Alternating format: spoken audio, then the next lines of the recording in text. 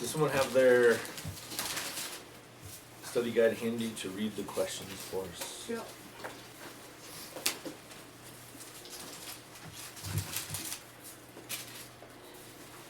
Chapter 3 in session 2, right? Mm-hmm. Yes. Okay. Glad you said that. I'm in possession. First question. Daniel and his friends teaches that you can even serve a person who is evil if you're mature and know where to draw the line. Do you think this is possible? Two more questions in this one. So that's the first question. Do you think this is possible? Possible to serve someone evil? Uh-huh. If you know where to draw the line. They did it. Yeah, they did it. Yeah. I think it is, yeah. It doesn't get much worse than Nebuchadnezzar, right? Right, yeah. It probably doesn't. He kept using the example of the soldiers that would kill the babies and stuff. Yeah. But I think that's crossing the line. Yeah. Well, obviously they didn't participate in that, but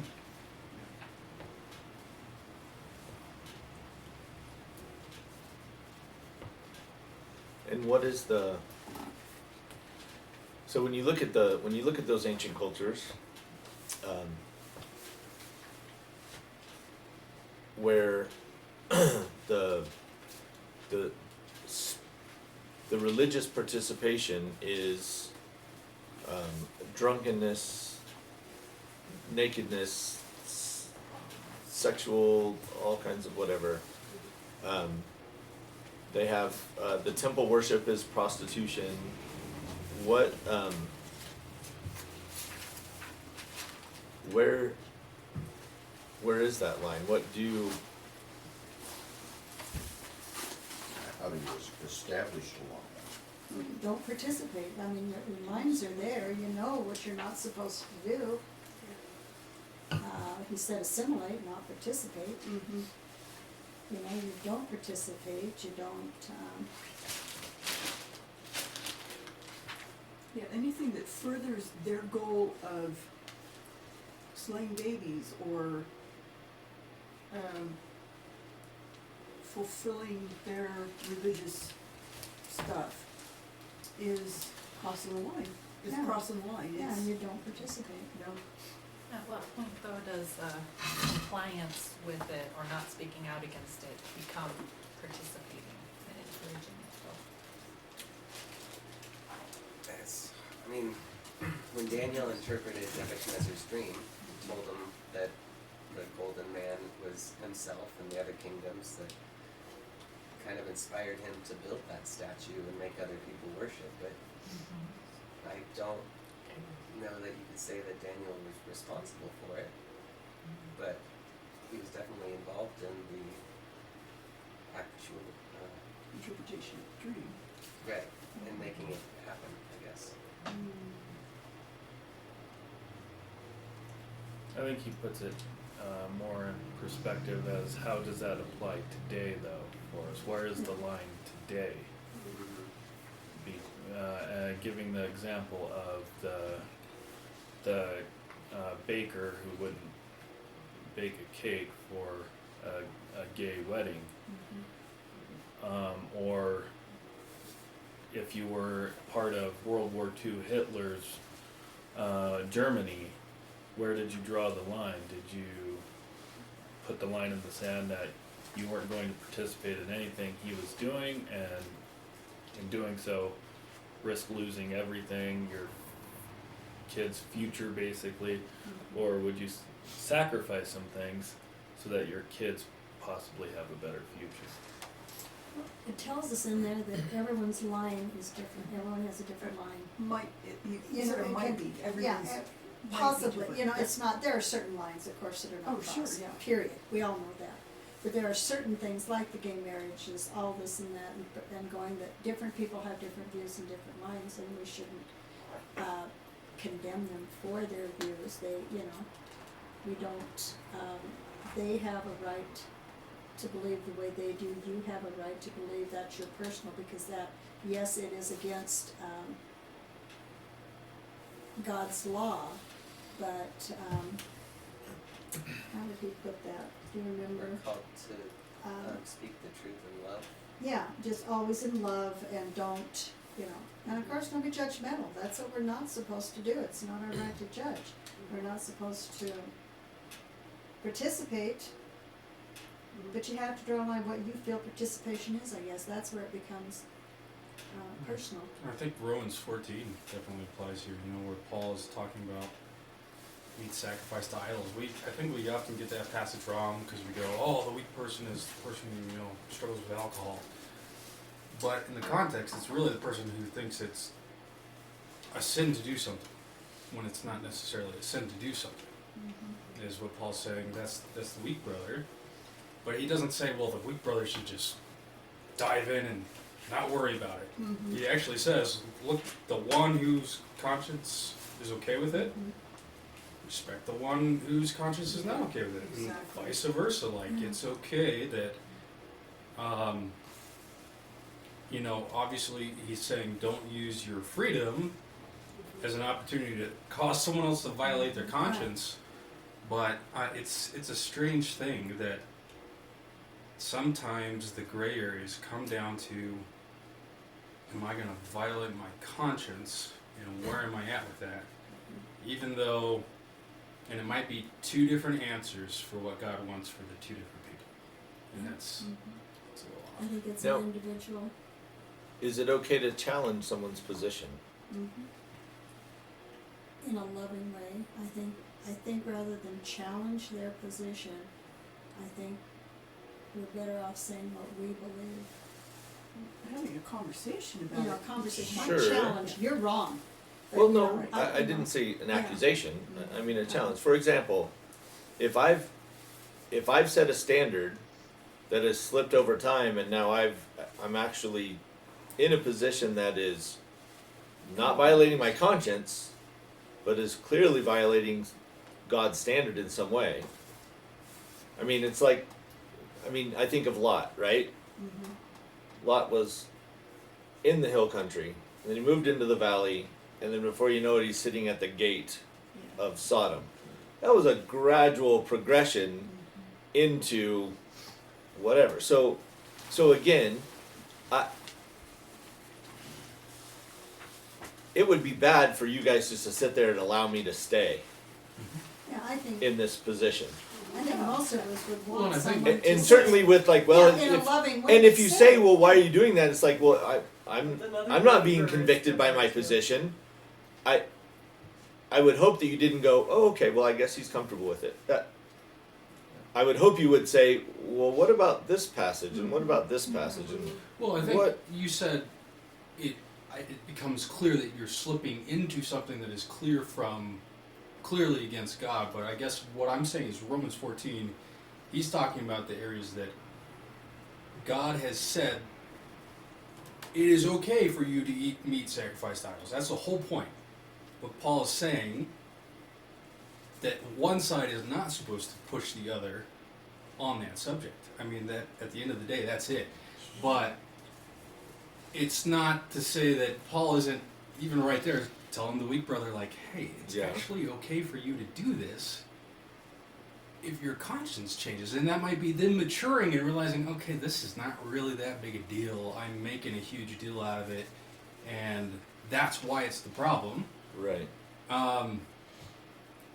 But he doesn't say that everyone has to just automatically give up all meat sacrificed to same, idols. yes. Yeah.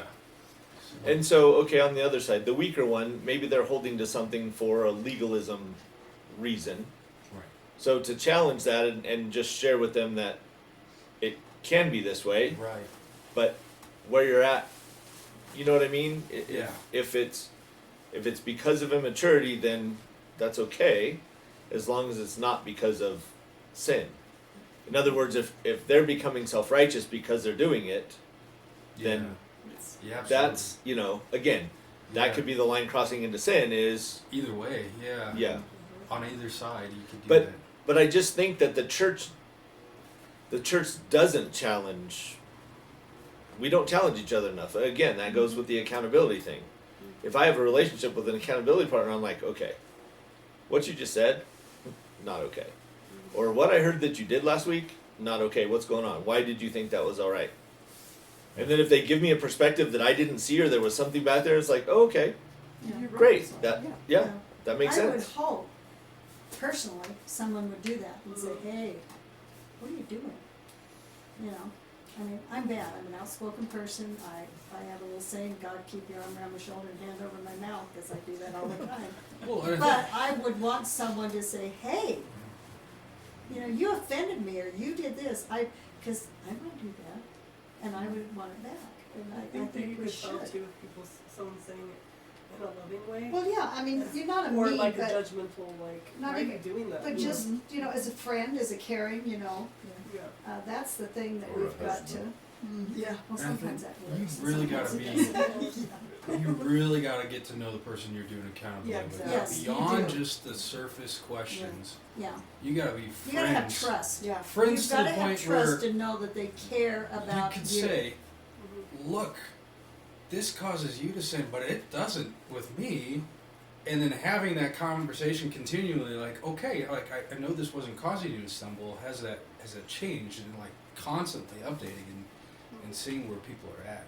Yeah. It can't be casual, I'm sure, it just, you know, it would have to be pretty blatant for it to be allowed to be casual. or Well, something like and what do we do? I was listening to a podcast earlier, and this preacher was talking about a woman who came to him and said that her son never drank until he started going to church, at this church where they were gathering together and having beers together.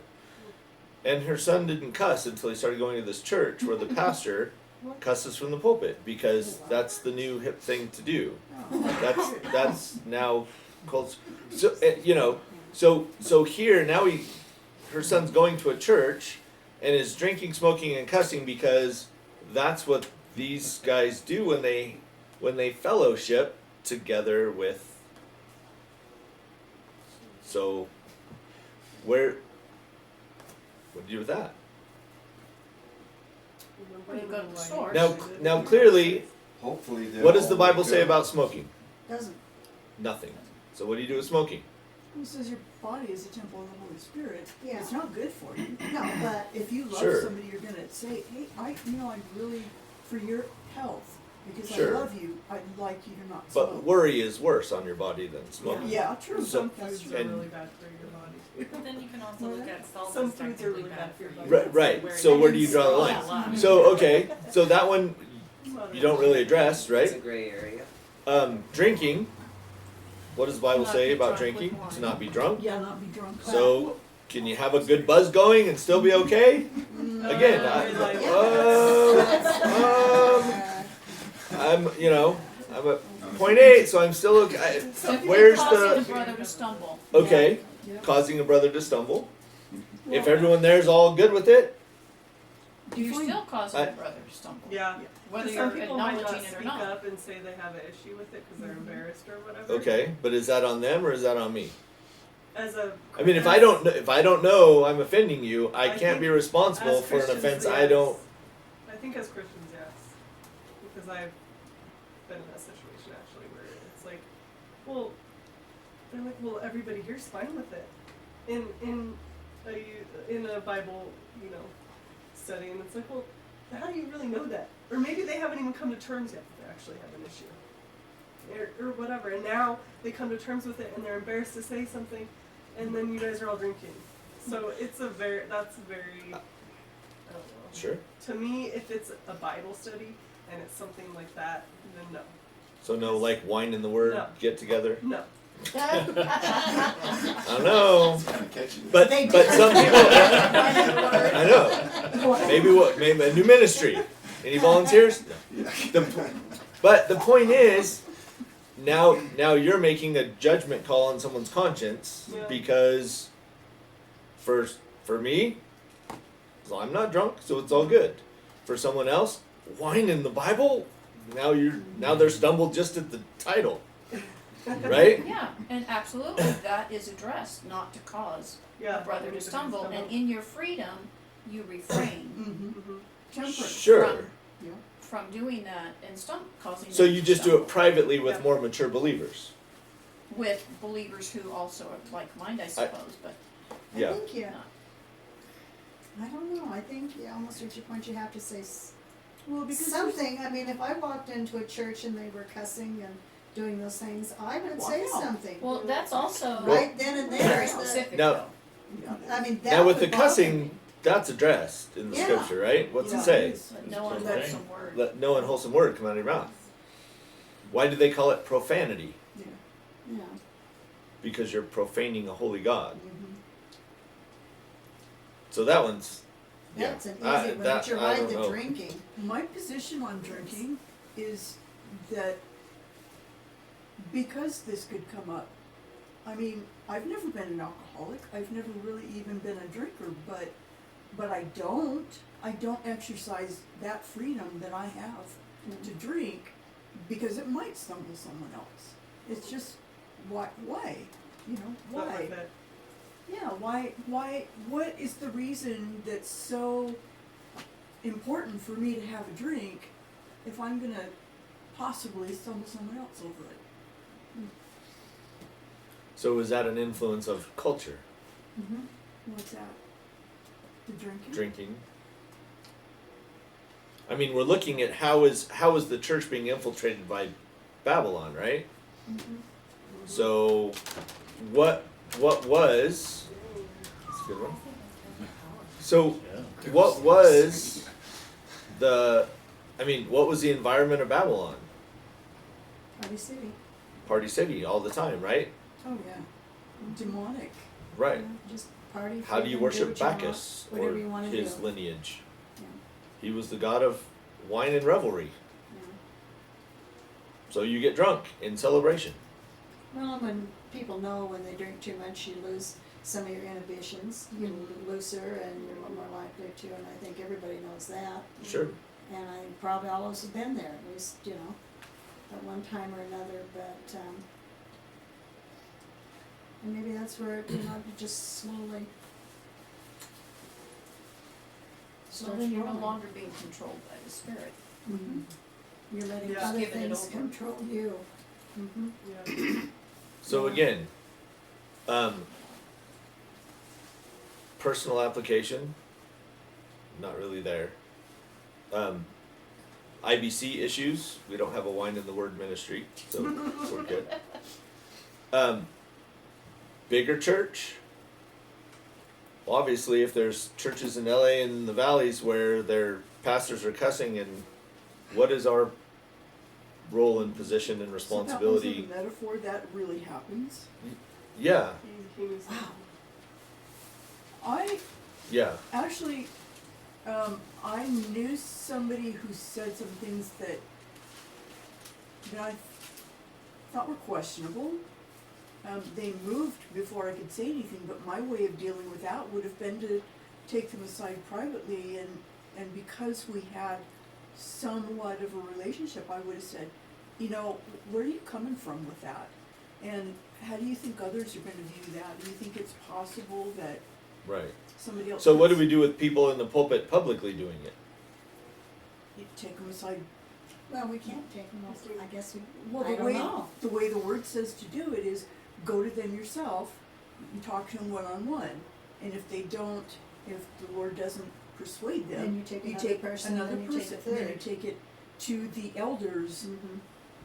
So there Yeah, should be an Well, elder. no, if Yeah. they are an elder, then you take them before the church. Right, Mhm. well, yeah, exactly. But if the whole church is doing it, Yeah, that makes Right. it kind of, Right. Do You we don't just go go, oh there. well, and write it off? No. Be like, No, you just don't go there anymore. yeah, that is a, yeah, that's a, no, you pray and yeah, ask the that Lord for, probably is the only. James, we have this, Yeah, right, James James chapter 1 verse and 5. Timothy. If you lack wisdom, ask God, and And he will give it. because he's, without finding fault with you for asking, he will always give you wisdom. Mhm. And the wisdom's in the word. And he'll give you scripture. okay. Let's go to another question. Alright, okay, have you had this experience? Should we stick on this first one or move on to number 2? No, we can go. Kinda got away from it a little bit. What's the direction? Keep going. The direction of the question? Yeah. So, if we're talking about serving people who are evil, like the question is like, have you ever had this experience? And, you know, I just reflecting. I remember being 21, looking for that summer job, and only being able to find a fireworks tent to work at, and like the guys who owned it just hired a bunch of teenagers, and it was fun because I was the 21-year-old underneath all the teenagers who were smoking weed on the job, pushing me around, and yeah, it was bad, and like that was just one of those times where it was hard. I really did not like those kids a lot of days, but, and I'm sure I didn't always handle it well, but it was one of those things where I had to really serve well for them, and I got no credit for it, and that was really hard for my pride. I think it can be hard to do when you have somebody who's just evil that you're serving. Hard, but it Yeah, is it is. possible, but yeah, difficult, you really gotta stand Yeah. your ground, and you've gotta be prepared to walk away. That's the thing, when you draw a line, you gotta be able to, you gotta know when you draw a line, you gotta walk away from it. If you have to, you can't just draw a line and say, oh, that's just kidding.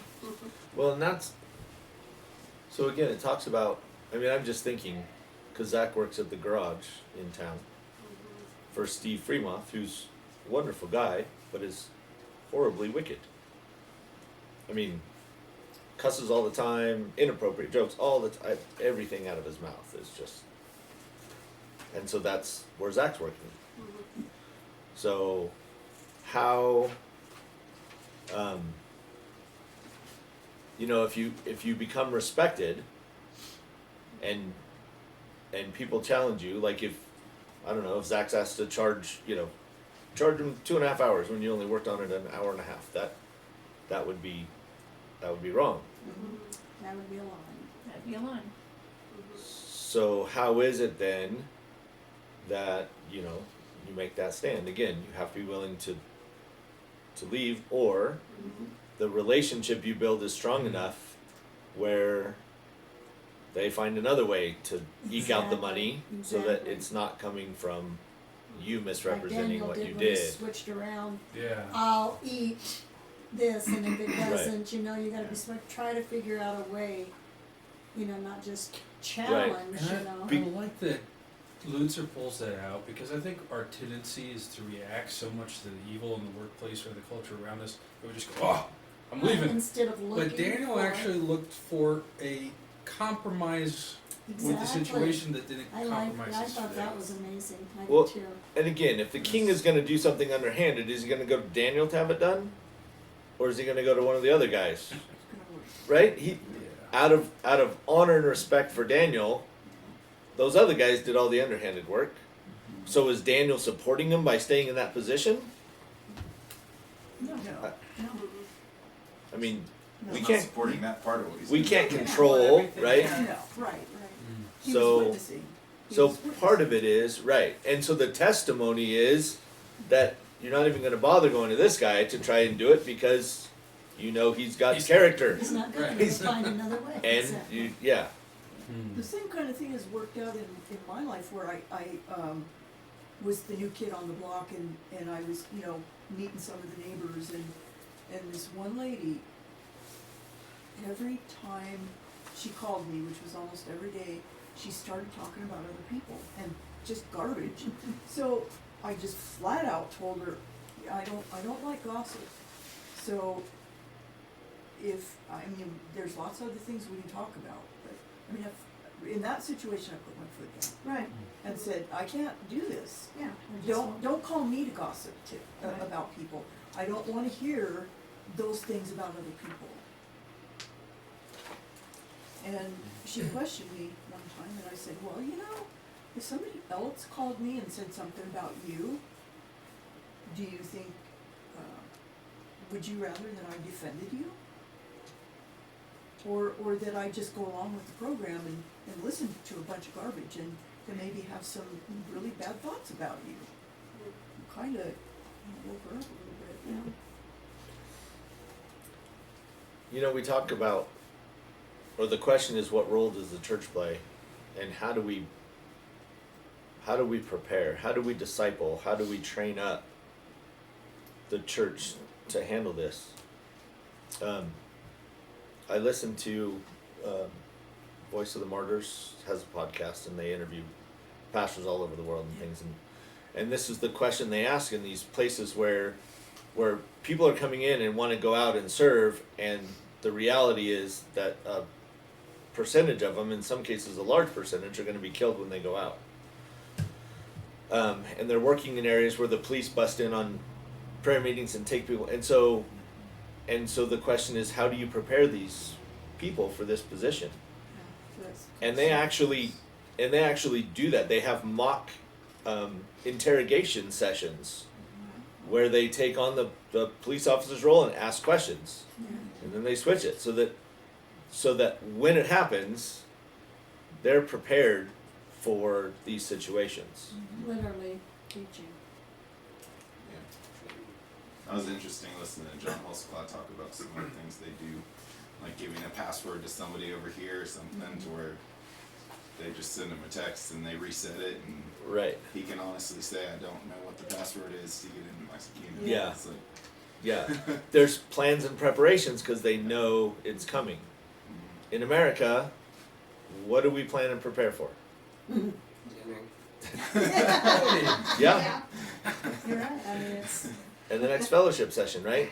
Are we having those conversations where, Tim and I are practicing a conversation where I'm gender fluid and am questioning about, the role of the church and what we should be doing, and,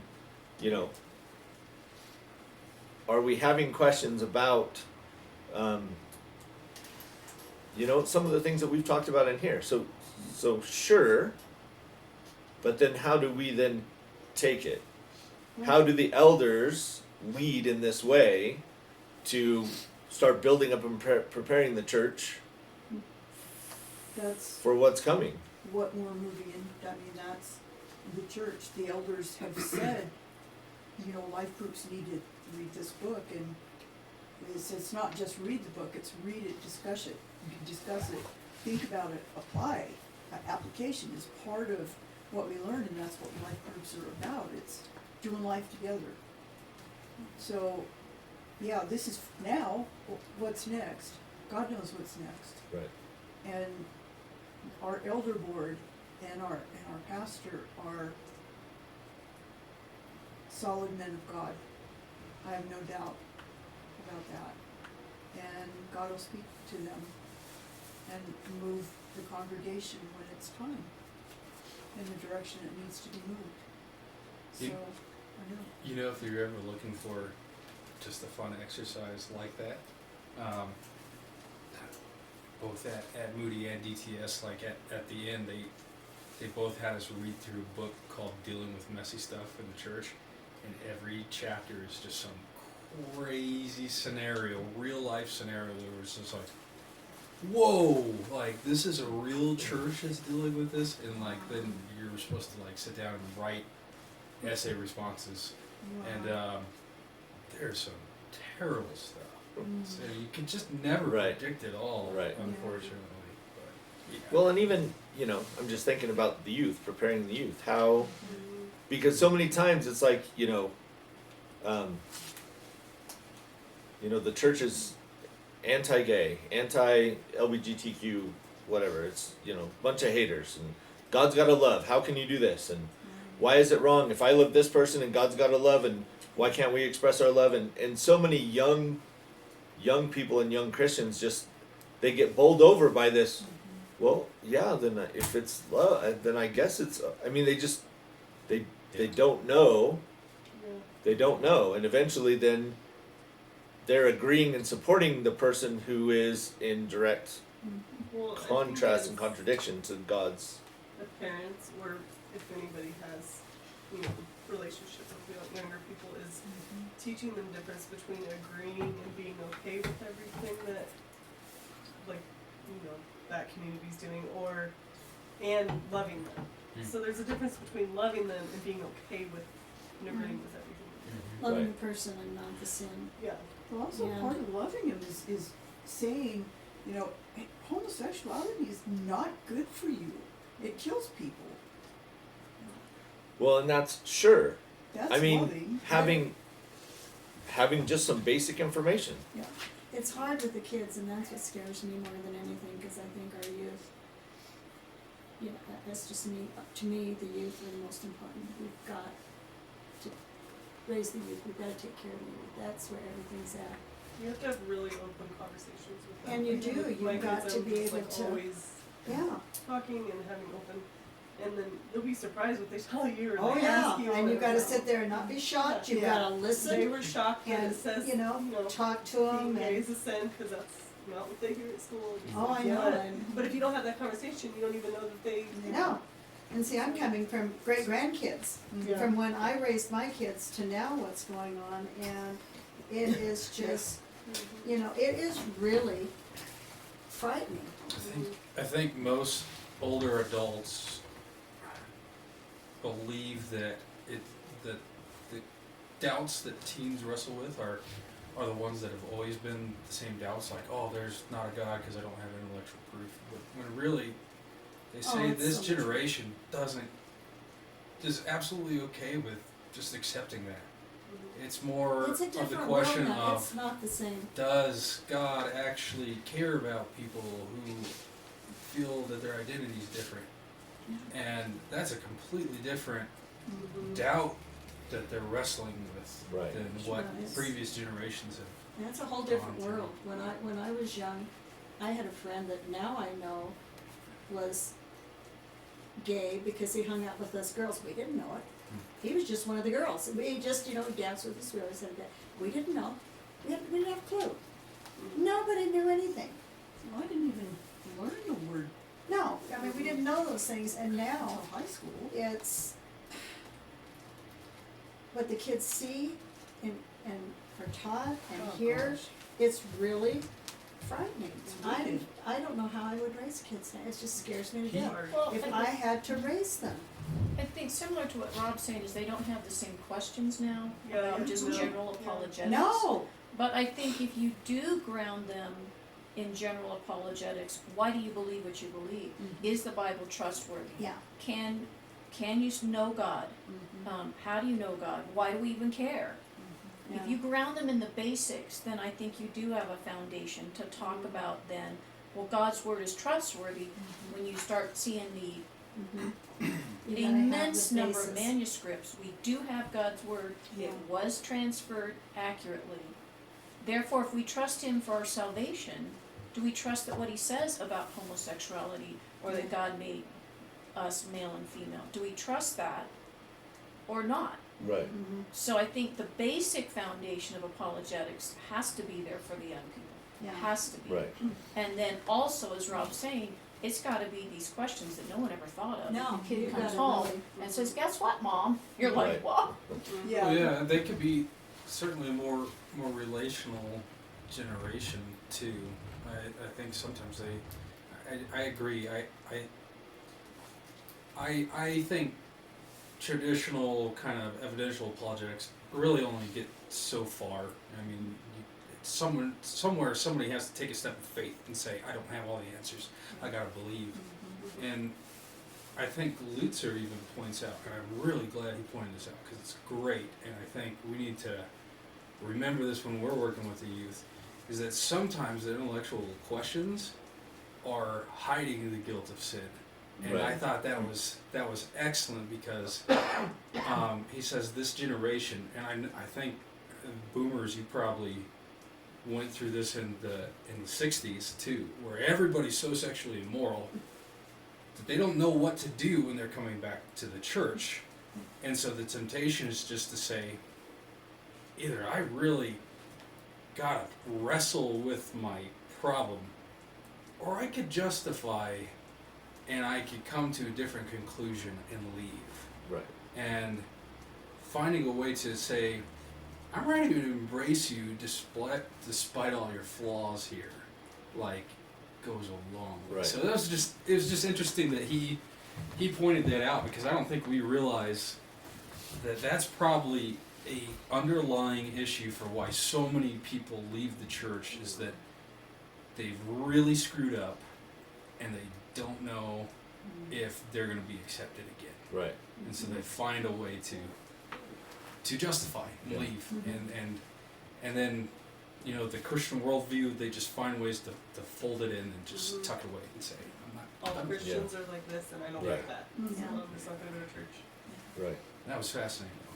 And it's interesting because of this idea of it started several years ago with this idea of multiple truths at the same time. Like, that's your truth and this is my truth, and we Oh, can yeah. both Oh, I've agree heard that. that okay, that's not truth. You can't have two truths Mhm. opposite No, and still but be true. that's Well, popular. what do you, we kind of were talking about something like that earlier. If you're convicted Mm. about something and someone else is Draw not, the line. can you both be right? Or, yeah, can the same line be drawn for everyone? Yeah. Are those in contradiction? It depends on what you're talking about. I mean, the Those weren't the good. truth is that there is no God but God, right? Mhm. So meat sacrificed to another god is not, I mean, there's really no such thing Right. as another god because there's only one. So once you get past that, I mean, that's the truth with regarding food sacrificed to idols. Mhm.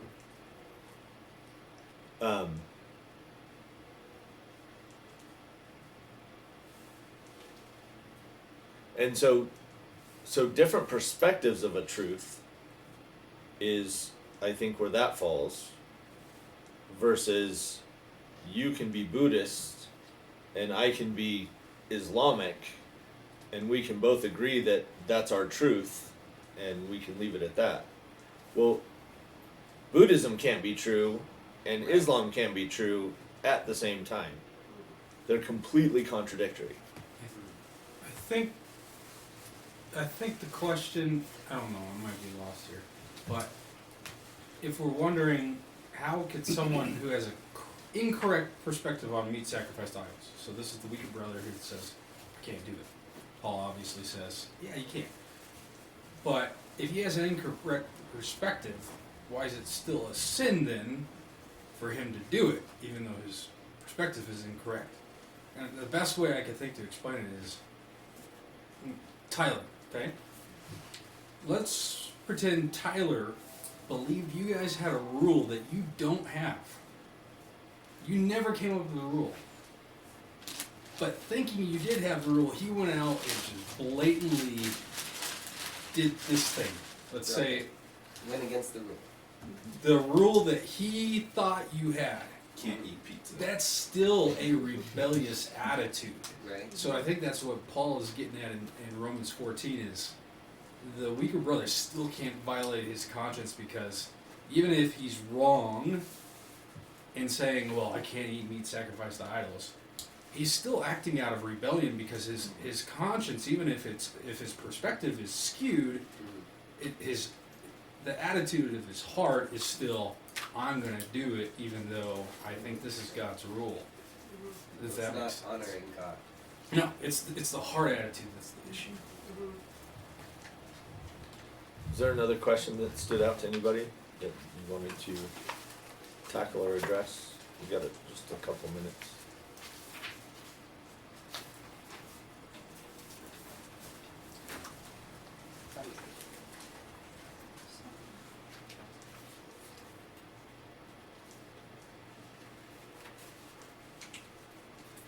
Question 3. That's good.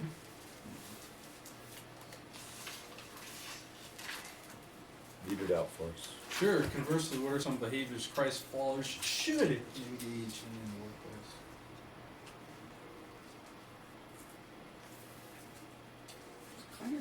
That's the kind of easy answer, because, I mean, we should be honest, we should have integrity, we should be trustworthy, we should have a solid work ethic. Depending on our situation, whether or not we have family at home, we should be the ones that show up early, go home late, work harder than everybody else does. Because we're representing Jesus. We need to be loving. And over and above that, you know, we need to be engaging and friendly and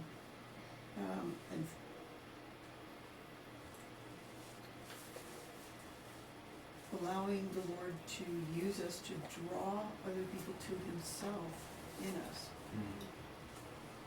That was my answer. I think knowing that Daniel and his friends were doing that, even when Luther pointed out that Nebuchadnezzar probably had them castrated, just taking away all their dignity, and still they're showing up to work and Yeah. giving it their best. It's like, Already whoa, amazing. that's like Mm-hmm. so much more extreme than what we probably normally do. Yeah. Well, and there's so many lists in scripture of what we should be Yeah. and what we should not be. Yeah. There really isn't a whole lot of doubt. There might be just a couple areas that, you know, maybe aren't addressed, but Yeah. those can be covered with, like, in Ephesians, be imitators of God, Mm-hmm. therefore, and then the list goes on. Yeah. Don't do this, but be this, and it says, you know, as dearly love children and live a life of love, just as Christ loved us. Christ lived among sinners. He dealt with them, he fed them, he fellowshipped with them in love, but he did not condone their sin. So there is a way to do it, and we do need to ask for wisdom how to do that. But there aren't a whole lot of gray areas in overall action. Right. Because Jesus went around throwing out grace and forgiveness Mm-hmm. all over the place. Yeah, He healed people that didn't get saved. Mm-hmm. He had compassion on everybody.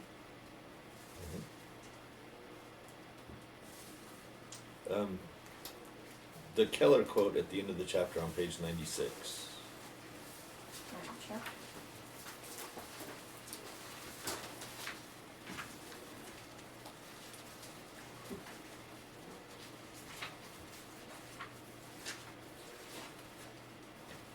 Oh, yeah. That is good. Mm. It says Christians should be humbled before the new pagan pluralistic situation. Just as with the exiles, the situation is due in large part to our own failings. The church did not lose its position of privilege simply because of evil enemies of the faith. We lost our position as part of God's judgment on our pride, our hypocrisy, our love of power, our prejudice, our bigotry, our failure to hold on to the truth. This is the way in which God gets people's attention. We must be far harder on ourselves in gracious, humble repentance than we are on the unbelieving culture around us. That was a major lesson of the exiles for us. Our first response should be repentance. We should be very understanding towards people who have failed to believe in Christ because of the weakness of the church's testimony. A lot of what is happening in our culture today may be more our fault than we're willing to admit. We cannot expect non-Christians to act anything other than non-Christian. Right. Correct. Now, I think though, that's been a tremendous part of the history of the church. I mean, I think of like the Bible Belt, right? Where everybody just acted Christian. And it was just assumed that we're all brothers and sisters in Christ, and nobody really was checking the fruit. Exactly, I was like, were they really acting like Christians? Yeah. Right. Very Certainly in questionable public. in many certainly ways. in yeah. But then I mean it's like all those polls that you see of, you know, when kids raised in the church get to college, they just walk away from their faith. Okay. Were they raised in the church? Or did they go to church on Sunday and live in a home where Christ was not lived out? How is that a Christian home? Because sure, they called themselves Christian, but really there was no relationship with Jesus, and when they got to college they're like, yeah, I'm done. I'm done pretending.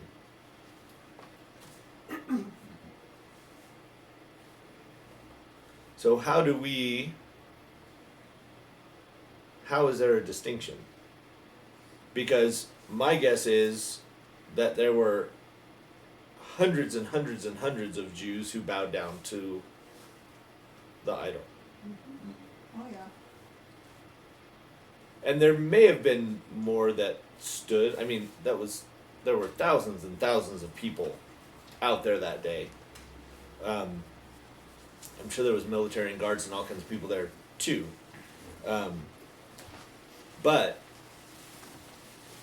thousands came from Jerusalem. And when it was time to come home, very few came back. So the next generation was not like looking forward to leaving. I think that's why in Israel they had to become slaves. Because if God sent Moses and he's like, okay, everybody, let's go, they'd have been like, no, life's good here. Why would we leave? That there was nothing stimulating them to obey God when God said, you're going to go to Israel for a while and then I'm going to bring you back when the judgment on the Canaanites is fulfilled. Then you guys are coming. Had there not been slavery, how many of them would have left Egypt? Because you see that happening here in Babylon. There was some who left. Now there were some who stayed. I believe the Magi that come from the east are coming from those followers and believers, because Nebuchadnezzar claims God to be God. Probably a believer. See him in heaven. So there was an influence in the culture. Certainly through Daniel, and those who see Daniel's success and God's blessing on him and his teaching of truth would have had an impact. And so I guess that's, how do we become more distinguished so that there's not that confusion of people fellowshipping who really aren't believers but assume they are, and everybody else assumes they are. And then they go to heaven thinking they're in because all of us welcomed them in and gave them that false sense of security. I think you know in your own heart, You know, You can't fool yourself. You may think you can fool yourself. You can't say, I'm a Christian, I'm a believer, and then walk out of here and live different ways and convince yourself that you No, are. People do. know. People do. Yeah, Really? they do. You Oh, think yeah. so? Oh, yeah. I know so. Yeah. Not long ago, How can you lie to yourself? our brain, our I do it mind, every day. our mind Being is honest. wickedly deceptive. It says in the Bible. I knew somebody not long ago that really believed she was a Christian, and she went on vacation every weekend and got drunk and partied and spoke like a trucker. because if their perception is that's what everybody else is doing, then I'm good. I'm in, and when we're together, everything's fine. And what I do isn't ever being challenged. So Nobody's they ever don't read questioning. the Bible. No, obviously just- not. Very- She didn't. Yeah. Very few people who go to church today read the Bible. I think if you have a relationship with the person as a Christian, if you know that's what they think, and I think it's our responsibility to tell them. Sure. But if you But don't- again- you don't have the opportunity. And look at the churches that we've produced. I mean, how many hardcore second service people and how many hardcore first service people? And I mean, I do the sound, so I'm there both. Yeah. But if I wasn't, I wouldn't know lots of people. Yeah, half the church. And even when we do brunch stuff, you still tend to hang out with people you kind of know. What about the churches that have 5 services and 17,000 people? How do you, and satellite campuses all You over the have to city? use How? networks. Sure. But are there people there that think they're Christians and aren't? And who's keeping them accountable? Because how? If the culture of the church is come and hang out and enjoy and please be part of life groups, but I mean we only have what, 70 people in life groups? Just an estimate, I haven't done a, yeah. Know how many people in the church? That come? I don't know, 160? How many chairs? I think there's over 100. 100 chairs. Yeah. Maybe 120. I don't know the count. But the because some Sundays first service is pretty packed and second service is full too. So easily 160 people. And only 70 are in life groups. So There was about 200 at Christmas share. okay. Right. So a third,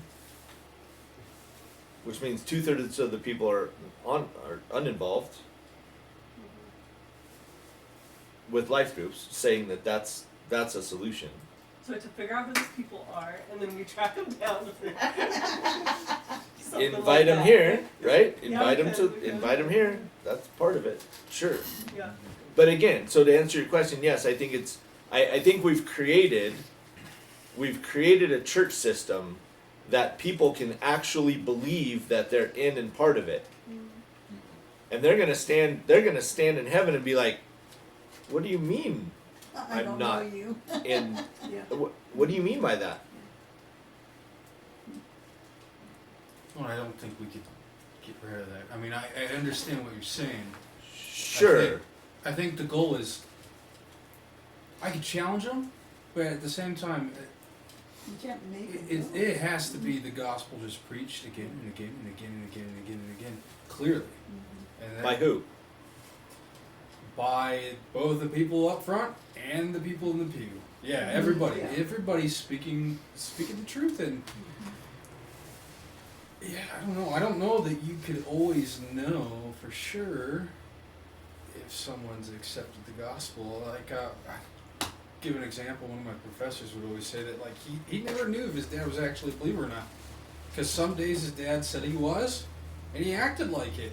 And so on those days, he held him accountable like he would a believer. And then on the days where his dad was clearly showing signs that he didn't believe, he'd share the gospel with his dad. And at the end of the day, he said, I don't know.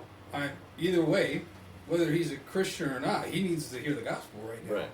And he kind of just put it out there that eventually God's either going to sanctify him or the Holy Spirit's going to convict him to believe.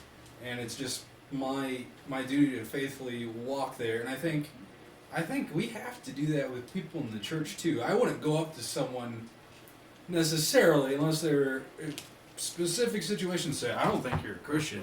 But I might just sit there and go, you know, I share the gospel in a tactful way, Right. and try to help them. So I think Well, and simple. What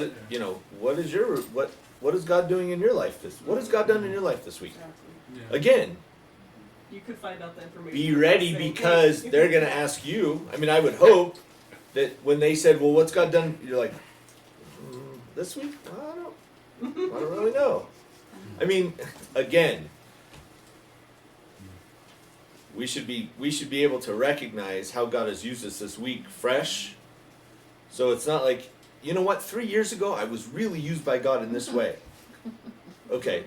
We should have like current, like That's true. If you have a relationship with him, you're constantly thinking about what he's doing, you know, what he's moving you to do, like that type of thing. So if someone doesn't have that relationship, then it would be harder for them to answer that question. right. There's a friend I have every time we get together. So what are you reading? That's a challenge to me. If I'm not reading anything, or if I'm reading irrelevant things, then there's a challenge. Like, no, what are you reading to develop your relationship with God right now, today, this week? Well, I know that question's coming. That's the kind of thing that. So again, what has God been doing in your life this week? If they can't answer, and you ask them that again next week and the next month, now, but just that question will be the challenge and conviction. You're just wanting to share. So the way we interact has to be different than just, hey, how's it going? Good. How are you? Oh, great. Done. That's it. What have we done? What have we allowed how do we allow church to be that? That's me. I mean, Yep. totally like that. Yep. A lot of people are. How have we allowed that to be acceptable? And this goes back to it, right? Because that's what society wants. Society wants you to give the image that everything's okay and all's good. Just don't come home with me and don't see what happens behind the, You know, And the not- church is the same way. And unless a tragedy hits, we don't know what's going on in people's lives. Why is that the church?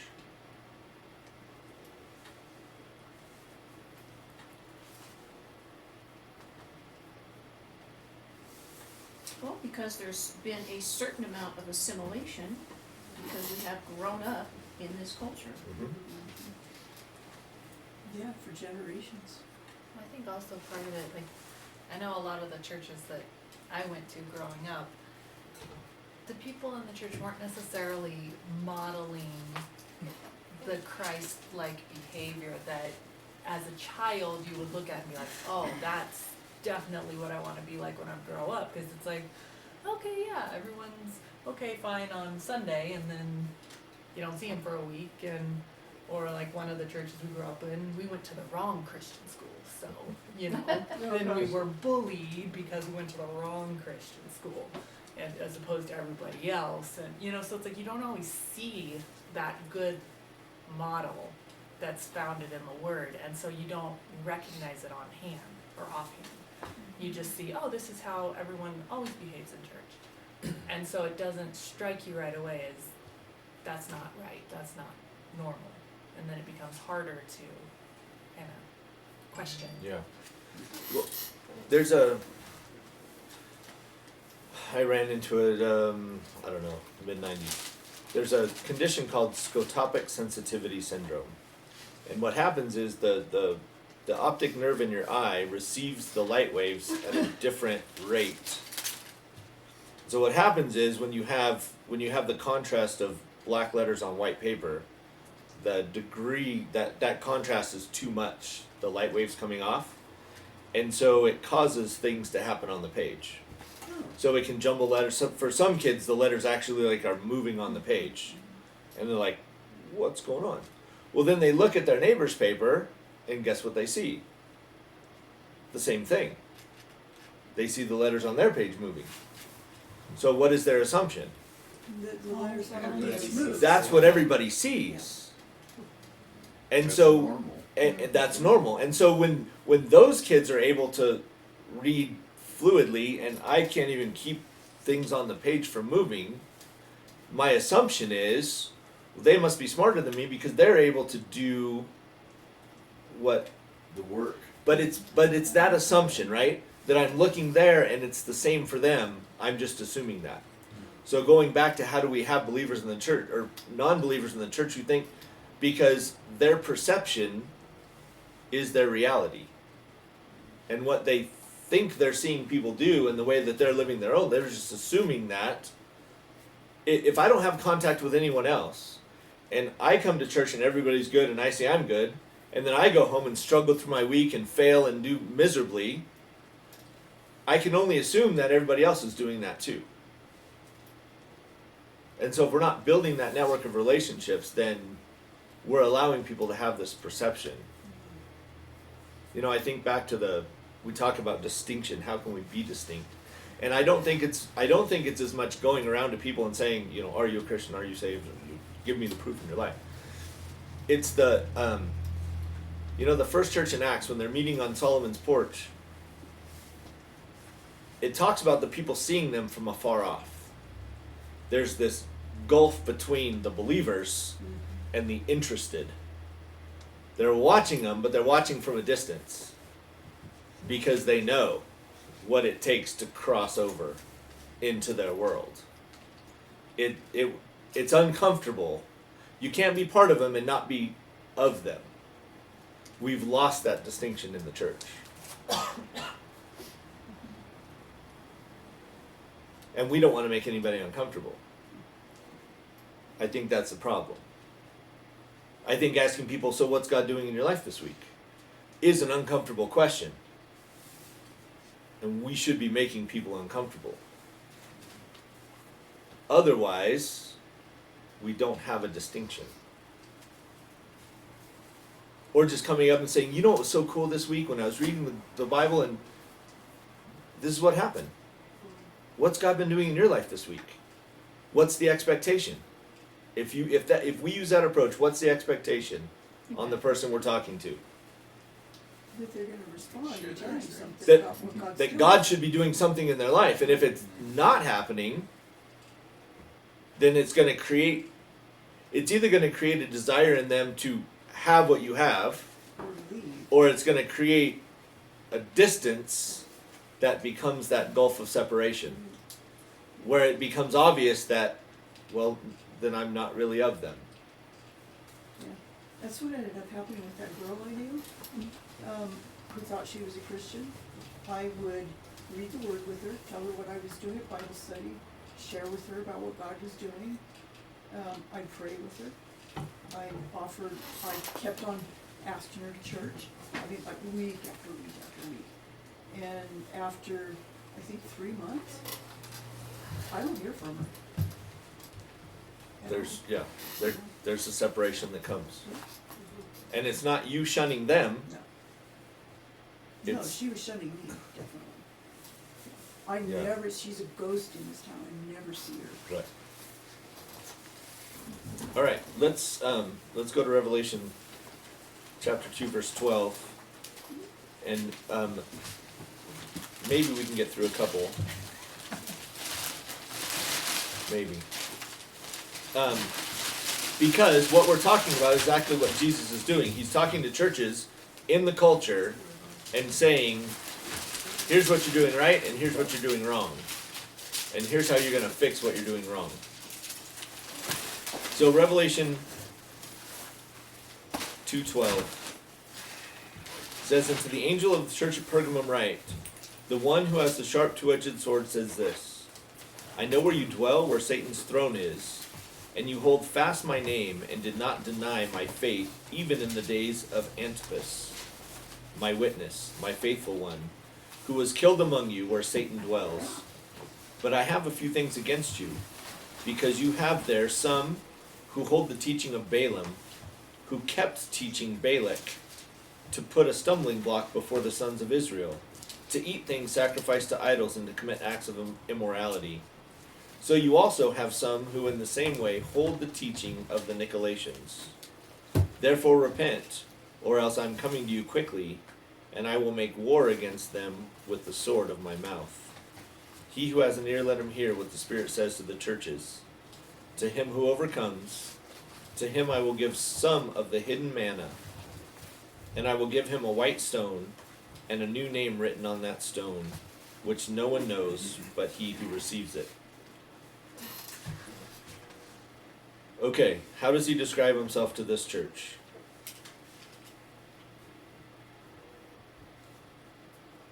Sharp double-edged sword. Why? Well, the word is sharper than any double-edged sword. And where does the sword coming from? His mouth, Now, right? So he's speaking the word. With what purpose?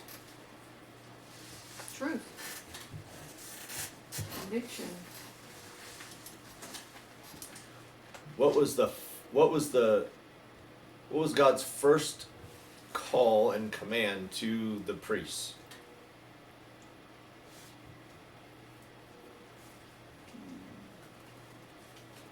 Their first priestly duty, Remain loyal to him. was it to build an altar? Was it to burn incense? Was it to make sacrifices?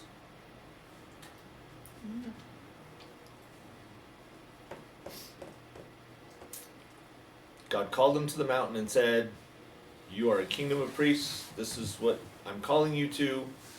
Are you in?" And they said, "Yes, everything you say we'll do." Exodus 19. Moses goes up on the mountain, talks with God, and halfway through, God's like, "Moses, you better get down there. See what they've done." Moses comes down the mountain. They're celebrating, worshiping, and Moses gives the command to the priests. And he says what? Cleanse the camp. Cleanse and kill. Draw your sword and get rid of the sin in the camp. That is the first order, call, command given to the priests. Draw your sword and rid the camp of sin. So Jesus is coming with the two-edged sword. Right? Who's he coming to? Sinners. No. The church. The leaders Coming to the church. And the church of Pergamum.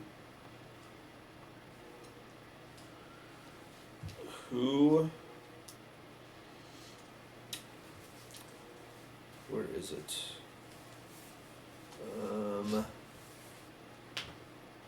Chapter 1, verse 6. John writes, "And he has made us to be a kingdom, priests to his God and Father." Right? In Peter, he calls us the royal priesthood. The priesthood is not gone. And the role of the priest is not changed. God still calls the priests to their priestly duty. So here he comes with the two-edged sword, which again, for those with the Jewish background, when they hear this, immediately they're thinking back to when the sword was drawn by the priests for this purpose, eliminating sin from the camp. So he comes to this church. Is there sin in the church? Yes. Yes. What is it? Sexual immorality. Mm. They eat food sacrificed to idols. You did not deny. Let's see. Hold the teaching of Balaam? And some hold the teaching of the Nicolaitans. Yeah, I have a few things against you. There's some who hold the teaching of Balaam. What's the teaching of Balaam? That I don't know. Idolatry. Well, it follows with Who who was- taught Balak to entice the Israelites to sin. Sure. Who was Balaam? Do you guys know the story of Balaam? Is he the one that, on the donkey that, He's the one on the Yeah. donkey. yeah. And the king wanted him to trick with a false prophecy to the Israelites, Okay. so he could work around his. Was he a false prophet? Yeah, he was easily swayed. He was a prophet for hire, Yeah. right? The reason I ask the question is, did he give a false prophecy? Now, I don't know. I don't know if he was